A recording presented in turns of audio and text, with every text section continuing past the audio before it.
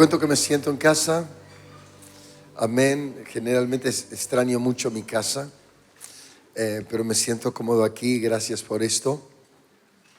Espero que usted pueda salir bendecido. Todo el tiempo que me es posible como pastor, como responsable de la congregación a la cual presido, es tratar de que tengan un encuentro con Dios. Si bien los años me llevaron a ordenarme en algunas cosas, entre ellos preparar una prédica y demás, pero soy muy espontáneo, trato de no estorbar al Espíritu Santo.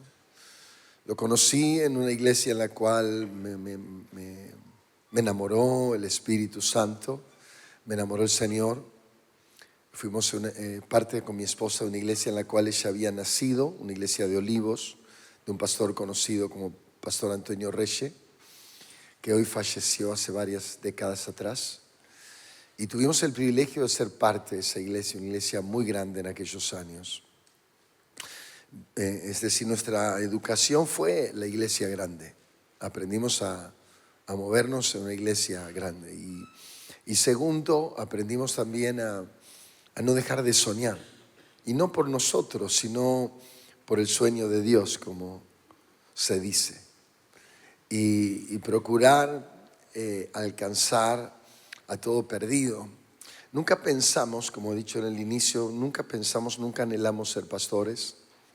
Nunca anhelamos nada más que servir en el uno a uno, anunciando a Jesús. Pero la gente empezó a venir y llegó un momento que no solamente ya no podíamos, sino que tuvimos que empezar a organizar la iglesia porque las multitudes eran muchas. Hemos tenido momentos de mucha gente, con campañas multitudinarias que Dios nos permitió. Muchos milagros de cambios de vida, muchos milagros físicos. Hemos tenido muertos resucitados en la iglesia. Hemos tenido personas que experimentaron cosas importantes, sobrenaturales. Y desde ese tiempo, desde jovencitos, no teníamos más de 22 años cuando comenzamos a predicar en ese albergue Warnes que hablé, hasta el día de hoy, sin detenernos y creyendo que, no digo que Dios tiene más, sino que Dios realmente, si lo puedo conjugar, Dios tiene sí más trabajo. A veces creemos que Dios tiene más para uno y tratamos de estar en ese trabajo en el cual Dios nos pone. Como habitualmente digo, mi ciudad tiene mucha gente, mucha, y trabajamos mucho buscando miles de formas de alcanzar a aquellos que no pueden más. Como dije en el culto de la mañana, vivimos de muchas experiencias. Por nuestra parte, en el año 2000 aproximadamente comenzamos un hogar de niños. Hacía ya unos cerca de, yo calculo, 7 años. Trabajamos con jóvenes en adicciones y ancianos de la calle. Pero en el año 2000 comienza el hogar de niños y ahí empezamos a recibir otra realidad, una realidad que con ancianos no se hace tan notable ni con jóvenes, ya que empezamos a recibir el resultado de los ancianos y jóvenes, o adultos y jóvenes también. Porque esos niños eran fruto de familias rotas, eran fruto de maltrato. Había chicos que han llegado con huesos quebrados por adultos, con cabezas rotas, brazos rotos, teniendo tan solamente aproximadamente 1 año y medio de vida. Niños quemados con aceite, a propósito de alguna forma, por castigos severos. Niños abusados desde el 1 año y medio aproximadamente, de los que sabemos de casos anteriores en edades o menos que eso no tengo registro. Hemos vivido muchas escenas muy tristes, muy tristes. En la mañana compartí el caso de 4 niños que nos llegaron, de lo cual una quinta no llegó porque por reiterados abusos le destrozaron su parte más íntima. y con solo 10 años fue internada por cerca de 30 días en un estado crítico. Y ahí nosotros con mi esposa en el medio, los dos ahí. Cuando fuimos a hablarle a los chicos, porque el papá se ahorcó en la cárcel, eso dicen, creo que lo ahorcaron, generalmente es lo más común. Cuando vamos a hablarle a los chicos, ya que el padre era el abusador, en el momento que hablamos, uno de los chicos dice, después que le decimos, quiero decirles que papá murió, y murió, me costó mucho, murió, dije, de un paro cardíaco, murió de un paro cardíaco también, pero no quería decirle se ahorcó. Y la niña, una de las niñas muy maltratadas, en ese momento dice, mejor. Nos costó mucho, pasamos un montón de sucesos. Mejor que se murió, ¿no? Su padre. Hemos pasado muchos sucesos que no fueron fáciles. Yo creo que hay una tarea, una misión muy grande fuera y que está fuera de los templos. Aquí magnificamos los problemas cuando fuera hay problemas. Aquí un problema es por qué cantó él, por qué tocó él o por qué cantó ella. Eso para algunos es un problema. Pero fuera los problemas son otros. Chicas que trabajan de otra forma, jóvenes. Recuerdo cuando empezamos la iglesia, estábamos construyendo, lamento que estábamos construyendo un muro. Lamento que teníamos un portón que parecía una reja. Y una joven del otro lado de la reja se me acerca y me dice, disculpe, ¿puedo hablar con usted? Estaba con un buzo, una capucha hasta acá. Y me dice, usted no me conoce, pero yo lo conozco. Yo fui parte de la iglesia donde usted iba, ahí en Olivos, y fui parte de la congregación. Y yo tenía unos 17 años, usted tenía 21 más o menos, pero en un momento, dice, ya yo iba sola, quise hacer mi vida, me fui de la iglesia, me enamoré de un muchacho, quedé embarazada y empieza a llorar. Y ahí el muchacho me abandonó, me quedé con mi niña y luego vuelve, quedó embarazada de un segundo hijo y yo me había ido de mi casa, vivíamos en mucha necesidad, vuelvo otra vez, el muchacho se vuelve a ir otra vez y me quedo con mis hijos. Y empecé a ver qué hacer para comer y empecé a buscar de toda forma cómo alimentar a mis pequeños. Era difícil vivir con mi pequeño diciéndome, mamá, tengo hambre. Entonces empecé a buscar trabajo y busqué y el único trabajo que se me dio fue cuando un hombre me dice, yo tengo trabajo para darte, pero... Y dice, a partir de ahí empecé a prostituirme. Yo no podía, y se puso a llorar fuertemente, yo no podía ver a mis pequeños, no soportaba no poder darle la leche. A veces ponerse en esos lugares no es la costumbre de la iglesia. Vivimos tan encerrados en cosas nuestras. Yo me convertí siendo católico de pequeño en evangélico. Y cuando yo salgo de la iglesia católica, mi madre, recuerdo muchas veces regresar a casa y hablar ¿viste quién estaba ahí? Porque había un comerciante que era un sinvergüenza y en la iglesia católica y claro, era para todos la gente medianamente de clase media alta. Pero los años pasaron y después de convertirme y vivir en ese gran pedazo de cielo llamado iglesia, empecé a encontrar cosas que no coincidían, donde algunos de nosotros, y me incluyo, nos hemos ido haciendo religiosos y perdimos la sensibilidad, la inocencia y hemos hecho esto un sistema, un régimen de religiosidad y fuimos perdiendo la sensibilidad. Ese, como dije en la mañana, ese de tal manera amó Dios al mundo. No voy a hablar, creo, de lo mismo que hablé en la mañana, pero para mí ese de tal manera amó Dios al mundo me enseña tanto. Anoche estaba escuchando a un joven predicar Y cuando lo escuchaba, hice un mensaje precioso, no quiero ofender a nadie, pero pensé, no nombró nunca a Jesús. Por ahí sí diciendo en el nombre de Jesús, pero su prédica no lo encerró. Y no está mal, no está mal. Pero empecé luego a meditar y buscar en algunas cuestiones de algunos mensajes, y me di cuenta que pasa, que es parte de mi cultura hablar de él, hablar del Espíritu Santo. Porque en verdad un día Él mostró su amor a mi vida cuando yo era un muchachito sin papá. Mi padre murió muy joven y con 11 años empezamos a transitar una vida con mi mamá y mi hermana, una vida bastante difícil. Y eso me llevó con el tiempo a poder conocer un hombre que había encontrado a Cristo y me fascinó. Él había perdido una hija, pero era feliz, y mi familia no era feliz. Mi familia había mucha tensión. Hasta que llegó el día en el cual con mis 17 años pude entregarme a Jesús en una iglesia y todo empezó a cambiar. Y a partir de ahí el Señor fue mi gran amor.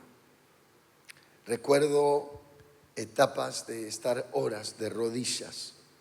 Mi madre no quería que ore porque ella era católica, apostólica, romana, y los evangélicos eran todos locos. Y yo ahí trataba de orar sin elevar demasiado la voz para que ella no se diera cuenta que yo estaba orando. Y nos acostábamos en aquellos años temprano, pero era la 1:30 y estaba orando. Yo me levantaba muy temprano para ir a trabajar. Pero estar con Él, el poder estar con Él, el poder encontrarlo a Él, el poder alcanzarlo a Él, de alguna forma escucharlo a Él, era mi deleite. Y lo sigue siendo. Y por eso yo quiero meterme un poquitito en esto, en invitarlo a usted a que hoy usted se pueda encontrar un poco más con Él. Que hoy pueda conocer esa gracia derramada del cielo hacia una cruz a favor de usted. Esa gracia que se hizo realmente algo tan especial que decidió habitar en usted. Una gracia que lo transforma todo. Amén. Por eso quiero invitarlo, vayamos juntos, para que vayamos juntos a la palabra de Dios. Y quiero invitarlo a que nos metamos en el libro de Hechos, capítulo 27, verso 18 en adelante. Estoy usando Reina Valera en este momento. Y dice esta escritura, después de una gran tempestad en la cual los apóstoles estaban atravesando, el apóstol Pablo, dice, pero siendo combatidos por una furiosa tempestad, el apóstol Pablo ahí estaba siendo parte de esta historia. Al siguiente día empezaron a tirar cosas de la barca, a lijar el barco, y al tercer día con nuestras propias manos arrojamos los aparejos de la nave. Y no apareciendo ni sol ni estrellas por muchos días, y acosados por una tempestad no pequeña, ya habíamos perdido toda esperanza de salvarnos. Entonces Pablo, como hacía ya mucho que no comíamos, puesto en pie, Pablo, en medio de ellos, dijo, habría sido por cierto conveniente, oh varones, haberme oído y no zarpar de Creta tan solo para recibir este perjuicio y pérdida.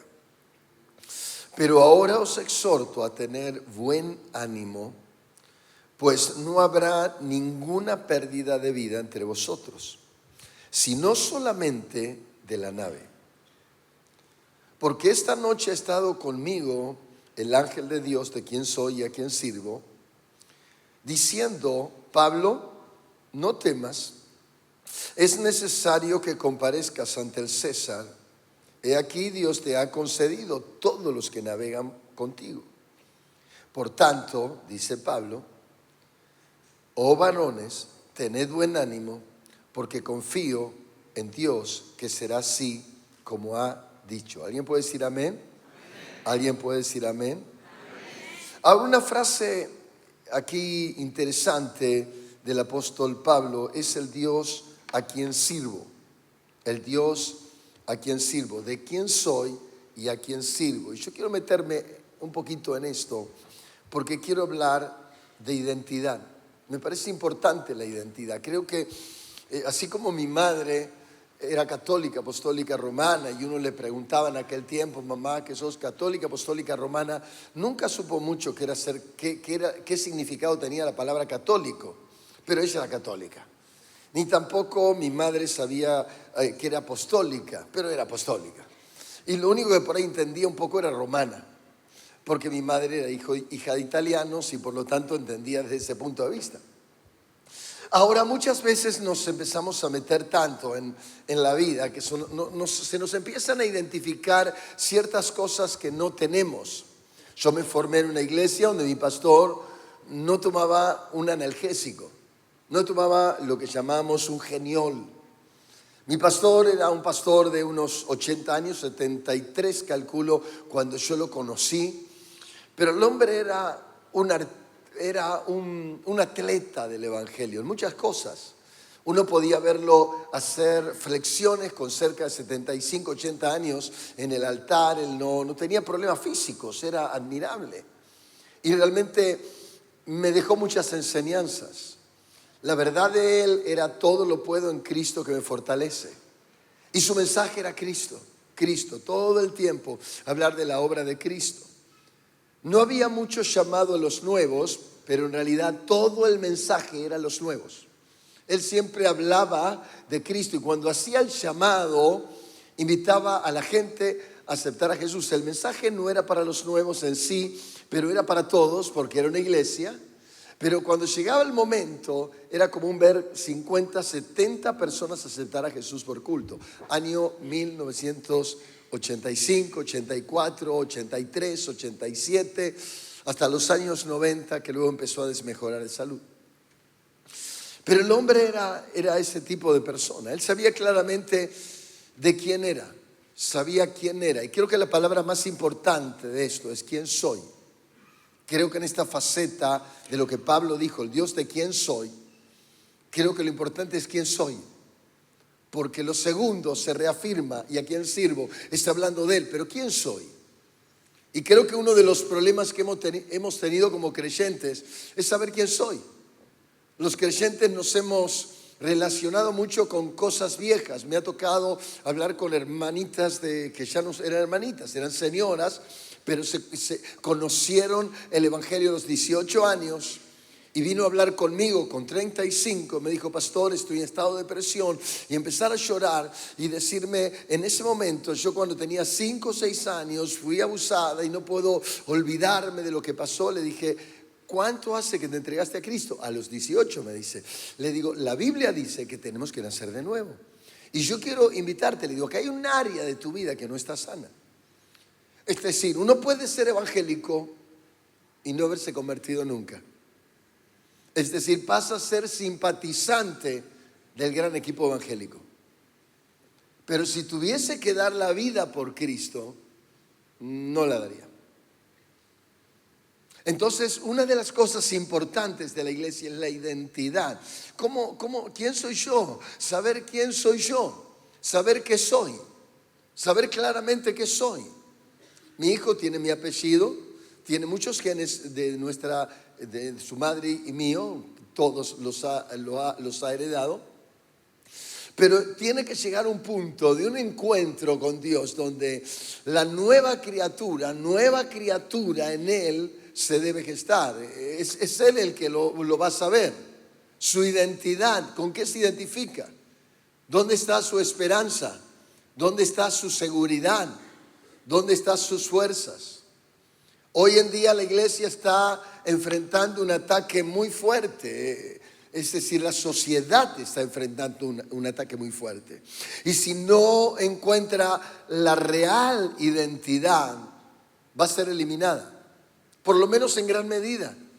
Seguramente Dios levantará un nuevo precursor, como en algún momento un Tommy Hicks, un Carlos Anacondia, pero la verdad es que la iglesia tiene que encontrar su identidad. Tiene que saber quién es en Cristo. Lo tiene que saber.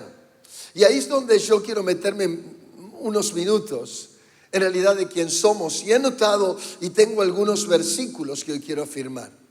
Esto lo hablé un poco ayer con los pastores y les hablé en una reunión de pastores, porque le hablé muy duramente a los pastores.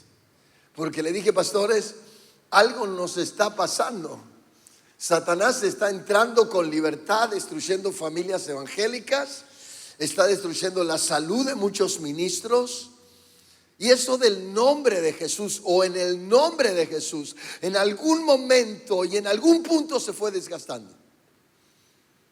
Entonces creo que tenemos que reacondicionar o rehabilitar o observar por lo menos algunas cuestiones. ¿Dónde están los endemoniados? ¿Dónde se fueron los demonios? En la carpa de Anacondia, en una campaña, había cerca de 2,000 endemoniados por noche. Yo he sido parte de esa área. Una vez fui a una iglesia después de salir de la campaña, y cuando estábamos en el culto reprendiendo demonios, una iglesia invitada, era muy jovencito, subo a la plataforma y me pongo a orar. Cuando me pongo a orar, había 30 personas, más o menos 25 se manifestaron. No sabíamos qué hacer, porque en verdad la gracia del Espíritu, la gracia de Cristo en una persona, déjeme decirlo así, debería ser notable. Jesús dijo, ustedes son la luz del mundo. Por lo tanto, está diciendo, las tinieblas con ustedes deben huir. Ustedes no pueden ser, y lo dice luego, partícipe con las tinieblas. Todo lo contrario, porque la luz no puede participar con las tinieblas. Cuando hay luz hay un cambio de escenario. Inmediatamente una simple lamparita cambia la historia. Por lo tanto, la cristiandad tiene que conocer su identidad. Y la primera parte de esta identidad, que a mí me fascina, está muy aclarada en Romanos, pero voy a leer ligeramente el primer versículo, que es 1 de Juan 3:1. La primera parte de esta identidad es que yo soy hijo. Yo soy hijo, yo no soy un ser humano normal. Cuando vino la pandemia, antes de que empezara la pandemia, me despierto una mañana y le cuento literal. Yo dormía en ese momento y aún lo hago de este lado de la cama, y cuando pongo un pie y voy a sentarme en la cama para bajarme, escucho una voz que dice genocidio. Y yo digo, ¿cómo genocidio? Los genocidios son una mortandad masiva, organizada de alguna forma. Y cuando escucho la palabra me pongo un poco inquieto. ¿Qué estás diciendo? Luego empiezo a escuchar lo de la pandemia por ahí. Y yo le decía a todos, más allá de esto, tenemos que afirmar nuestra fe. Porque esta no es una guerra natural. Esta es una guerra satánica. Y como cristiandad tenemos que empezar a batallar en fe. Y tenemos que empezar a hacer guerra. Y no fue fácil, porque el 80 o 90% de la gente que me rodeaba estaba llena de pánico. Si a usted no lo rociaban con alcohol, lo iban a rociar con lavandina, con lo que venga. La gente había entrado en un pánico horrible. Y no podía ni hablar con ellos, ¿sí? Que no le molestara un poco la garganta a algo. Quisiera, salían todos corriendo. ¿O no? Pero en verdad es que eso es para evaluar nuestra identidad. Somos más que vencedores en Cristo. Y hoy decimos amén. Pero si viniese o sucediese algo similar, cuando uno mira la historia de los cristianos de décadas o siglos atrás, va a encontrar una cristiandad súper atrevida. Ayer me compartían la historia de los moravos, que cuando tenían 20 años dejaban sus familias y los jóvenes se iban a otra nación vendiéndolo todo, y se vendían a ellos mismos como esclavos para poder ir a predicar a otras tierras. Habla y dice mucho. Es decir, esos jóvenes que inundaron su tiempo, su edad media de la sociedad, eran jóvenes que estuvieron dispuestos por Cristo a darlo todo. Por lo tanto, yo tengo que identificar mi identidad. No soy un artista y no debo serlo. No debo complacerlo, debo hablar lo que el Espíritu quiere de mí. Debo tener tal gracia que usted tiene que salir transformado. Usted no puede irse como vino. Esa es mi meta, o la meta de Dios a través mío. Y que usted salga renovado, cambiado. Ser hijo habla, como dice Juan, mirad cuál amor nos ha dado el Padre. Imagina a Dios haciéndose carne y viniendo a este mundo simplemente para que usted sea su hijo. Dios sacrificándose en carne para que usted sea salvo, para que seamos llamados hijos de Dios, identidad de Dios, un Dios que me ama, un Dios que me conoce, un Dios que sabe quién soy. No me importa si el mundo no me conoce, lo que me importa es que el que está arriba sepa que soy su familia y que Él es por mí y que yo soy por Él, y a su nombre, y a su nombre. Por eso la iglesia tiene que empezar a conocer la identidad. El mundo tiene que saber que eres un hijo de Dios. Tiene que encontrar a Dios a través tuyo. Tiene que sentir en realidad su identidad. Se los llamó por primera vez cristianos en Hechos 11 en Antioquía porque se parecían a Cristo. Porque hablaban como Cristo, caminaban como Cristo, amaban como Cristo. Por lo tanto, yo debo ver a quién me parezco. En estos tiempos se encuentra una sociedad que por ahí se identifica más con lo religioso, como el tiempo de los fariseos en ocasiones. Hablo de la cristiandad, que con Cristo. La iglesia tiene que volver a la cruz. Tenemos que volver a encontrarlo. La segunda verdad de quién soy: yo he sido justificado, es decir, me ha hecho justo. Romanos 5:1 dice: justificados pues por la fe tenemos paz. Es decir, yo era una persona llena de un montón de cosas que a Dios no le agradaban, pero su sangre preciosa me hizo una persona justificada. Desde ese momento no vivo por mí, vivo por Él en mí. No se trata de lo que yo soy, se trata de lo que Él hizo por mí. Se trata de su bondad en mí. Se trata de su bondad a su favor. Se trata de que usted es una persona que ya no es la misma. El diablo no tiene poder ni autoridad sobre su vida. Usted tiene autoridad sobre el diablo para echarlo fuera y todas sus enfermedades y maldiciones y brujerías y hechicerías. Si Dios por nosotros, como dice luego, ¿quién contra nosotros? Dele un aplauso entonces a aquel que es por usted. Dele un aplauso. Soy justificado. Tercero, en cuanto a esto, ¿quién soy? Comprado por precio, porque habéis sido comprados por precio, dice 1 Corintios 6:20. Por tanto, glorifiquen a Dios en vuestro cuerpo y en vuestro espíritu, comprados por precio. Yo pensaba en esto y lo compartía un poco en la mañana. ¿Cuál fue el precio?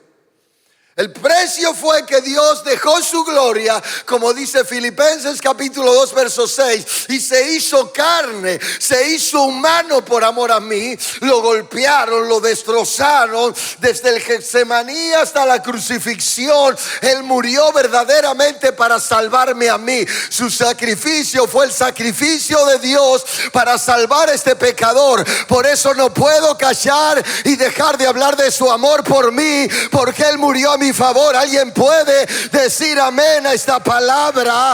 Apláudale con todas las ganas. Entonces, ese es el precio. Ese es el precio. Ese es el precio. Por eso yo me convertí. Yo no pasé a ser parte de una comunidad evangélica. No la conocía. No fui aplaudido cuando integré la comunidad evangélica. Yo pasé a ser un hijo de Dios, y eso fue lo que me permitió caminar de una manera diferente. Si usted ve las fotos de mi niñez hasta que encontré a Jesús, va a encontrar un cambio radical. Y va a encontrar la angustia de la falta de un padre, y luego la alegría de haber encontrado al Padre. Se notaba en las fotos. Mi hermana me decía: vos siempre con esa cara de feliz cumpleaños. Porque en realidad Jesús me había cambiado y me cambió la vida. Yo soy un pecador de la peor calaña, de la peor miseria. Pero como dice Pablo, estoy crucificado juntamente con Cristo. Y mejor que nunca me baje, porque realmente soy una nueva criatura en Jesús. Y yo quiero disfrutar eso y no quiero salir de aquel lugar. Así que denle un aplauso al Señor. El precio, me gusta lo del precio. Soy libre y limpio por su sangre. Esto seréis verdaderamente libres. Me gusta Colosenses 1, 13, 14. Nos ha librado de la potestad de las tinieblas y trasladado al reino de su Hijo. Yo no estoy en el reino de las tinieblas. Mis jóvenes de la iglesia saben claramente que no tienen que tener temor a los tambores, a la sal, al aceite, porque mayor es el que está en nosotros. Donde la iglesia tiene que saber que son ellos los que le tienen que tener miedo a un creyente. Y no hablo a la comunidad de creyentes. Somos más que vencedores. Es decir, la iglesia tiene que empezar a usar su autoridad espiritual. Tenemos que empezar a echar demonios que han entrado en casa y están habitando en casa. Hay demonios que han entrado por la tele, por las pantallas, por lo que quiera. Podemos estar, piense en algo, 2 horas mirando un partido, pero no podemos estar 2 horas orando. Y usted dirá, ¿pero qué es lo que pasa? Yo sé qué es lo que pasa. ¿Qué nos ha pasado? Que fuimos descuidando todo. La iglesia, como dice Mateo 25, se fue durmiendo.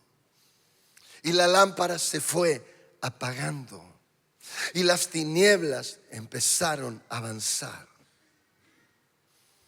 Qué bueno es que la promesa dice que en el último tiempo la iglesia se va a volver a llenar de aceite y la luz va a empezar a iluminar de una manera gloriosa. Cristo viene pronto, iglesia, así que nos preparamos para ese momento. ¿Le damos un aplauso más, le parece? Soy limpio y lavado por su sangre, no soy el mismo. En segundo lugar, en cuanto a esto, estoy seguro en Él y voy a tratar de ser ligero en esto. No hay condena, ninguna condenación, dice Romanos 8:1, para los que están en Cristo Jesús. No tengo ninguna condenación. Soy mimado y amado por Dios. Soy un llamado de esos que Dios elige para que todo les salga para bien. Nosotros en el año más o menos, hace bastante ya, más de 25 años, uno de mis hijos se murió ahogado en una pileta. Nosotros vivimos muchas cosas, pero esa fue una. Y estábamos haciendo un hermoso programa de radio, predicando. La gente tomaba nuestro programa de radio. Después de años me fui dando cuenta como las aventuras de Walter y Silvia, más o menos. Y todo lo que Dios hacía en Walter y Silvia en la nueva iglesia. Así que nuestro programa era muy conocido, muy escuchado. Estamos empezando la iglesia, hablamos de todo. Una de esas aventuras fue la muerte de mi hijo. Mi hijo se ahogó en una pileta y cuando nosotros estábamos saliendo de la radio, le avisan al operador de radio. El operador nos manda un mensaje. Teníamos uno de esos primeros celulares y nos dice, atiendo, y me dice, pastor, quiero decirle que no vaya a su casa, váyase a la sala de primeros auxilios. Su hijo tuvo un accidente y está ahí. No nos quiso decir que nuestro hijo estaba muerto. Mi hijo estuvo flotando, según cálculos personales y de otros, cerca de 15 a 20 minutos en el agua ahogado. Cuando lo encuentran, se lo entrega a una persona. Él ya no estaba respirando, se lo dan. Esta persona, que era un vecino que estaba enfrente, quien lo encontró fue la muchacha que nos ayudaba. No era una muchacha, era una señora mayor. Nos ayudaba en la limpieza, una señora de unos 50 años. Nosotros tendríamos 35, Silvia y yo un poco más que ella. Y en ese momento, cuando mi pequeño, era el más chiquito de la casa, lo encuentra flotando en el agua porque se había ido un poquitito a jugar, 1 año y 11 meses. En ese momento, esta señora se desespera y empieza a gritar. En la desesperación no encuentra las llaves y un vecino, que era el hijo de un vecino que había llegado con su moto, ¿qué le pasa, señora?, le dice. es que el nene se me cayó y no respira, y no respira. Y dice, bueno, trate de abrir, no puedo, me lo puede pasar por arriba de este lugar, un cerco, no recuerdo lo que era. Y se lo pasa, el muchacho lo agarra para llevarlo a la sala y no podía llevarlo en la moto. Entonces busca alguien que quisiera parar con un auto y nadie paraba, hasta que un vecino sale con el auto y le dice, por favor, ¿me puede llevar a la sala? Porque el niño se acaba de ahogar en una pileta. Era el hijo del pastor, de un pastor joven que no era muy conocido, aunque era conocido por el movimiento evangelístico que hacíamos. Y quiero ir rápido en esto. La cuestión que cuando me avisan a mí, el chico ya estaba en la sala de primeros auxilios. Y nosotros nos frenamos un poquito, sin detener el auto. Y hacemos una oración con Silvia y la señora que nos acompañaba. Cuando llegamos a la sala, unos 5 minutos después, hacía aproximadamente 5 minutos que el pequeñito había empezado a respirar con dificultad. Cuando la directora de la sala lo va a llevar a la habitación premorgue, porque la morgue estaba en el hospital, esta era una sala, ella va llevándolo y de alguna manera muy conmovida, y nota que en ese momento hay una reacción de vida en la criatura. Entonces se da vuelta, se va de vuelta a los médicos y le dice, el niño tuvo una reacción de vida. Y la cuestión que estuvo 12 horas en terapia, pasamos un proceso difícil entre la vida y la muerte, no sé si 12 o menos horas, hasta que lo pone en una sala. Y 12 horas después del accidente, el accidente fue 1:15, y 1:15 de la madrugada, el niño se da vuelta, que todos decían que iba a quedar mal mentalmente, y me mira y me dice, papi. Y yo me di cuenta que estaba totalmente sano. Hoy tiene 29 años, está de novio para casarse, un muchachón hermoso, servidor de Dios y demás. Ahora, ¿dónde quiero llevarle con esto?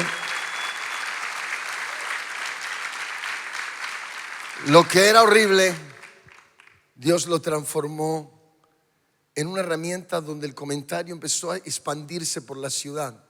Fue el primer caso de resucitación en la ciudad de un niño ahogado.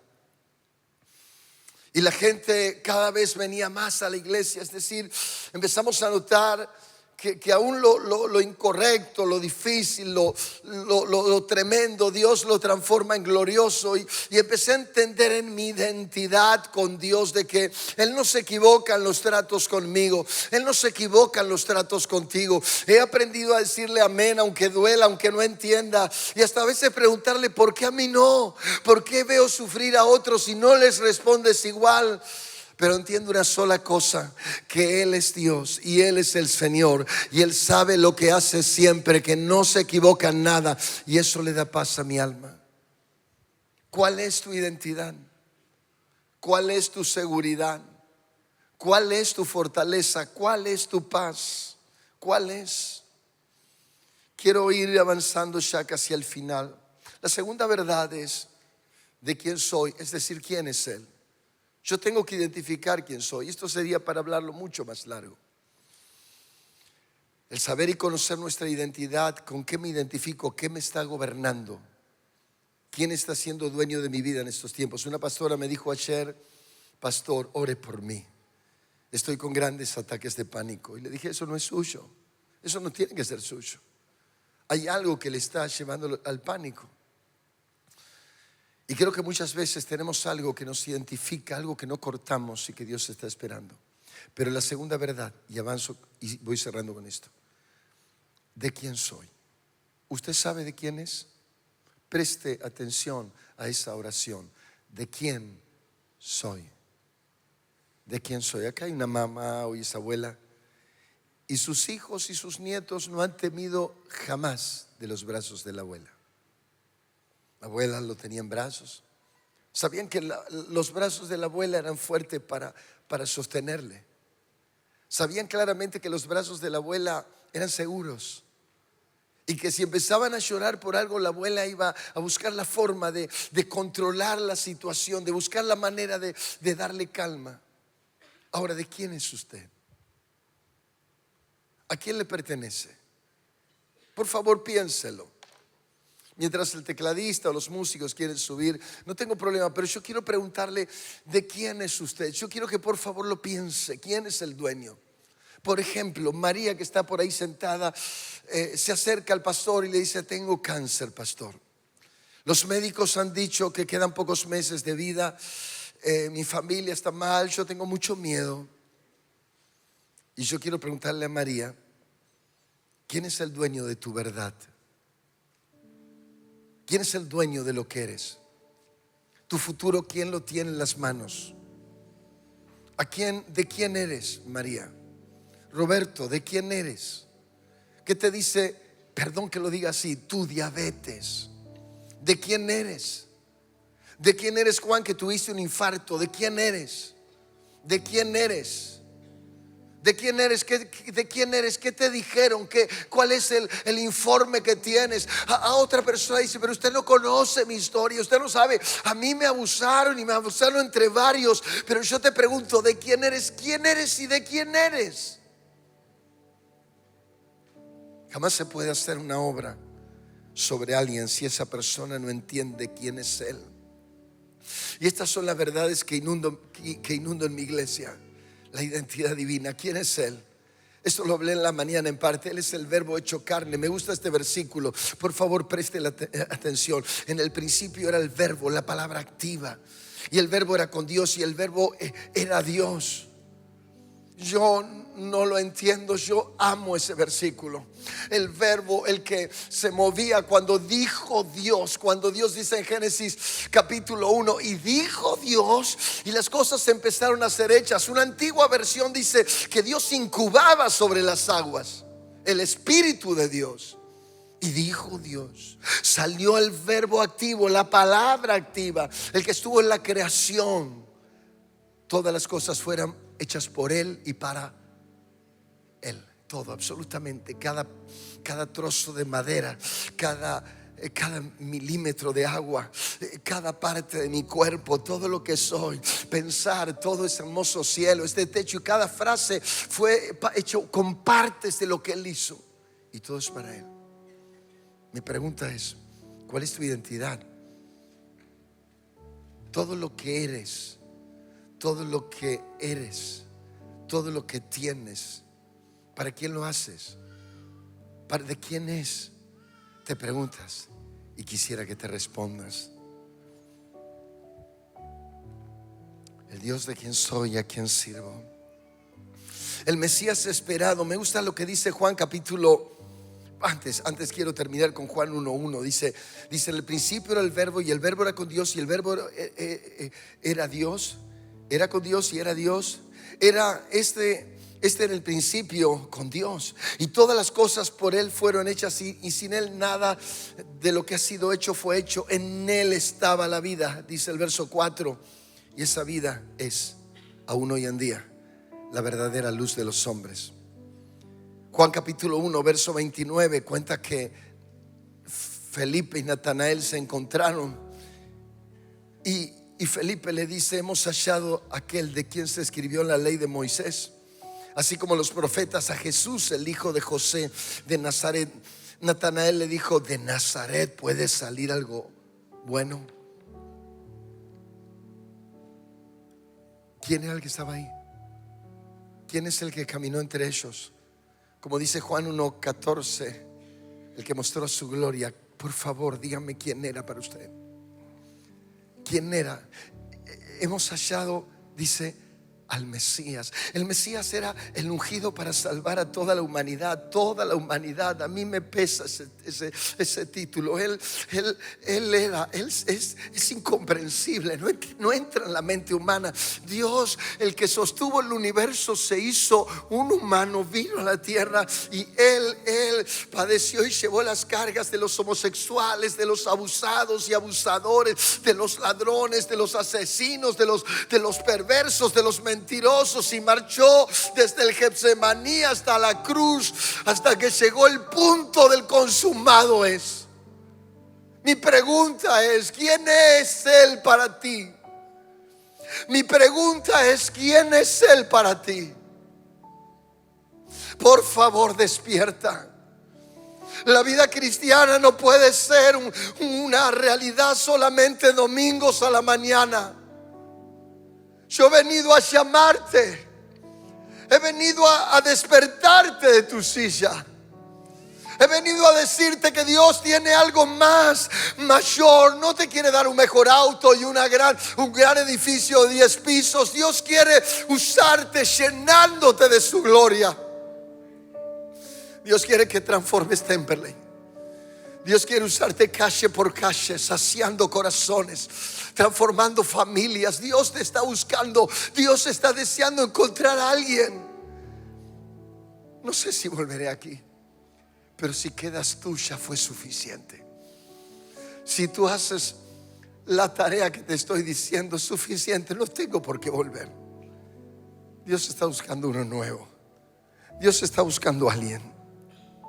Él es el sustentador de todas las cosas, dice Colosenses 1:15. Él es la imagen del Dios invisible, el primogénito de toda la creación, el gen divino en la tierra. Por Él fueron creadas todas las cosas, las que hay en los cielos y en la tierra, visibles e invisibles, sean tronos, dominios, principados, potestades. Todo fue creado por medio de Él y para Él. Él es antes de todas las cosas, y todas las cosas en Él subsisten.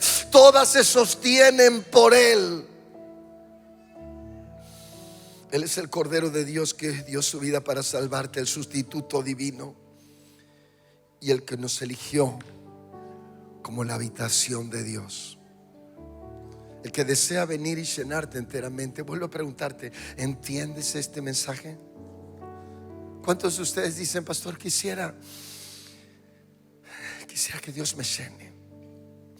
Quisiera ser un vaso que cambie mi familia. Una dama se me acercó y en la mañana me dijo: ore por mis hijos. Me dio los nombres y todo. Están mal. Bueno, llenemos de luz la casa y las tinieblas se van a ir. Empecemos a cambiar el escenario de la historia. Empecemos a llenar de gloria la ciudad. Llenemos la iglesia de almas nuevas. Traigámosla del norte, del sur. Que los pastores digan: me tengo que dedicar a algo más organizado, porque son millares los que vienen. Que empecemos a hacer movimientos en donde sea, donde Dios quiera llevarle. ¿Quién soy y a quién sirvo? Mi pregunta es: ¿quién es usted?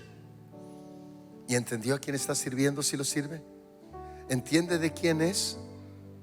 ¿Entendió? ¿O todavía sigue jugando al evangélico? Póngase de pie, por favor.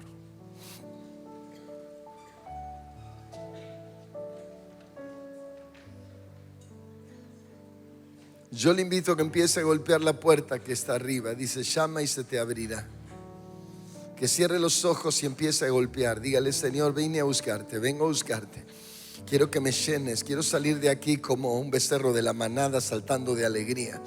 Quiero salir gozoso de este lugar, mostrando tu gloria, sanando enfermos, haciendo maravillas. Quiero llevarte a mi casa y que comience una fiesta aunque aparezca una primera tormenta. Quiero ver tu gloria en mi familia. Quiero ver tus maravillas con mis parientes. Quiero ver cómo obras, Señor, en mi ciudad. Quiero ver a muchos convertirse. Quiero que me uses donde quiera que me uses, donde quieras llevarme. Quiero ser una herramienta.